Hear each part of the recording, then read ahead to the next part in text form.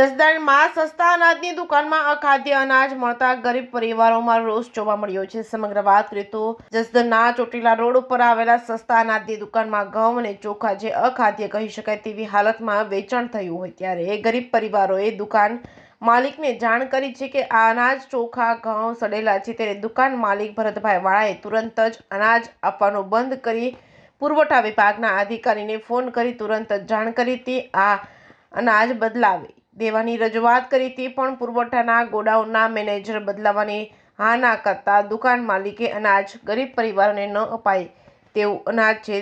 પણ 2 થી 3 દિવસ બાદ આ ઘઉં ચોખા બદલી આપ્યા હતા. પણ સત્ય એ છે કે આવું અનાજ ગરીબ પરિવારોને ચેક કર્યા વગર જ પધરાવી દીધું હોય તેવો ઘાટ જોવા મળ્યો હતો. પણ આ ઘઉં ચોખાને હાથમાં લઈ જોવો તો ત્યાં લોટ જેવું અને અનાજમાં ધનેડા જેવી જીવાતો પણ થઈ જાય તેવું અનાજ આ ગરીબ પરિવારના લોકોને પધરાવી દેવાની તૈયારી જ હતી. પણ દુકાન માલિક ભરતભાઈ વાળાએ રજૂઆત કરી હતી અને થોડા ઘણા ઘઉં અને ચોખા બદલી દેવામાં આવ્યા હતા. ખરેખર આ અનાજ ગરીબ લોકોને માંડ મળે છે, ત્યારે આવું અખાદ્ય અનાજ મળે અને ગરીબ લોકો ખાય અને સડેલા અનાજથી કોઈ તકલીફ પડે તો આના જવાબદાર કોણ? તેવા અનેક સવાલો ઉઠ્યા છે. JKS ન્યૂઝ ગુજરાતી સાથે કરશન ભામટા, આટકોટ.